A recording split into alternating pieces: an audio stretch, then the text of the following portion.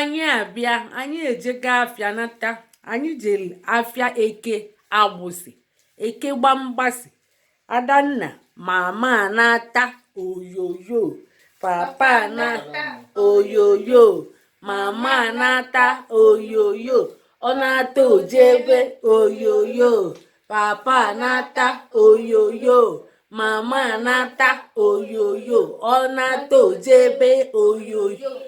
Ndị Igbo ndị ọma na-ege ntị, cheenu ka unu fụ ihe anyị ji kpalite. Anyị kpalite kpakpa alili ọshịrịa na ọshịrịa ihe eji ebi ndụ. Nke a bụ ọra eji esi ofe na-atọpụ isi. Ọ maka Adaobi biko kụfugodi aka n'ike, kụfu aka n'ike wowowowowo. Nke a bụ gịnị Adaobi? Isha wonu isha. Nke bụ ụkwa eghere eghe. Ibe bụ chọpụ wan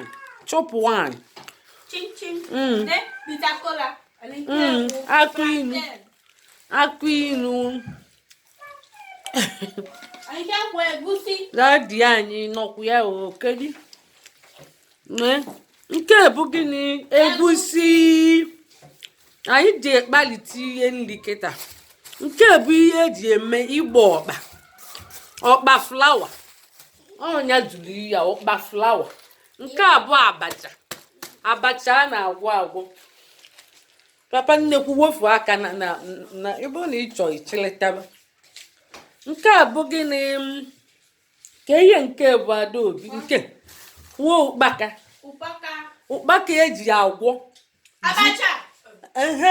abacha. Adaobi kwutere eji agwọ abacha welie na-agwọ isi ji ma nkwọbụ m isi ewu ma ụgba kwụ aka na ogili eji ete ofe onugbu ma ọra ma nsala. Ihe bụ ogili ụgba na nwanne nwoke ebe ogili ahụ dịkwa ebe. Nke a bụ gịnị? Kedu afa nke Adaobi? Nke bụ ọrụ mkpụrụ ụtazị ma ụda ifuru ya eji ete ofe nsala ma ji mmiri ọkụ nwaanyị mụọ nwa iwelie. Nke bụkwa eruru ya spices anyị bụ ihe spices ndị Igbo.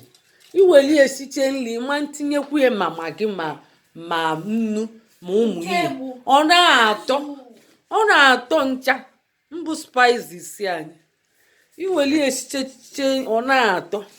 Nke a bụ onugbu jụrụ akpa godogodogodo ifuru ya. Onugbu ya jụrụ akpa godogodogodo. Onugbu a bụ favorite m. Unu mara ihe onye ajụ favorite ya onugbu ka mma maka ọdụ medicinal. Ọ na-elowa high blood pressure. Iwere nnọọ ezigbote ngwa nri wee sicha onugbu tinye roundabout, tinye shaki, tinye anụ ewu, tinye ihe niile nya ọ na-atọ mịmịmịmị. Nke a bụkwa anụ anyị ghere eghe. Anyị anatago. Anyị si ana nsọ ka anyị si kịta ana nsọ abụba ya na-edo ose ebe iweli esuli ọ na-atọ. Nke a bụkwa gị na Adaobi ogili okpeye. Nke ka eji ete ofe ọkrọ na ọgbọnọ. Ogili okpeye eji ete ọkrọ na ọgbọnọ na egusikwa. Eji ekwu ete onugbu ejiri ete nsala. Ụfọdụ na-eji ete onugbu weli ete nsala. Mba, ọ naghị adị mma na nsala ma onugbu. Ọkrọ ya na gị na-egusi ebe n'ezi ọgbọnọ ọnyanwa anyị abatago. Nke a ka anyị ga-ebidogodi na ya. Nke a bụzi gịnị Adaobi? Akwụkwọ Igbo. Yes, akwụkwọ Igbo onye na CD. Akwụkwọ Igbo Class World. Wow. Akwụkwọ gịnị? Igbo Class World. Anyị na-eme ihe niile, anyị anaghị echezi Igbo Class World. Anyị na-echekere maka na Igbo dị mkpa. Igbo dị mkpa na ndụ mmadụ, na ndụ ndị Igbo. Ụmụ akwụkwọ Ọkadaobi na-agụ, ọ makwa agụ, ọ ma ede, ọ ma agụ abịdị luo na ze. O were akwụkwọ niile ọgụchapụ ya ọsị ọzọ dị. Mama na-ata oyoyo, papa na-ata oyoyo, ọ na-ata oji ebe oyoyo. Anyị na-arapụzi n'ụlọ mgbe ọzọ, anyị jekwa afịa ọzọ, anyị bịakwa ndị agbata obi anyị ekene unu, emechiene ka anyị mmalị nke anyị ede unu edenwu ụzọ ka emesịa azụ ọkpọ nkụ nke bụ mangala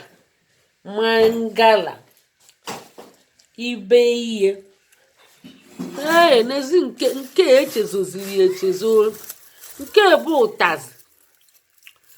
Anyị anatago na nsọ, anyị si na nsọ be anyị dọọchị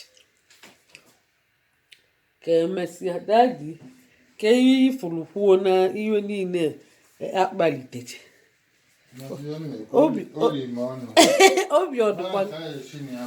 obi ọdịkwa Polina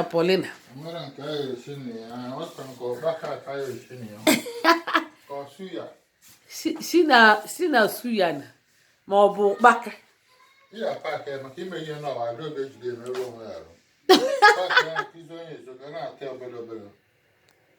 Nne anyị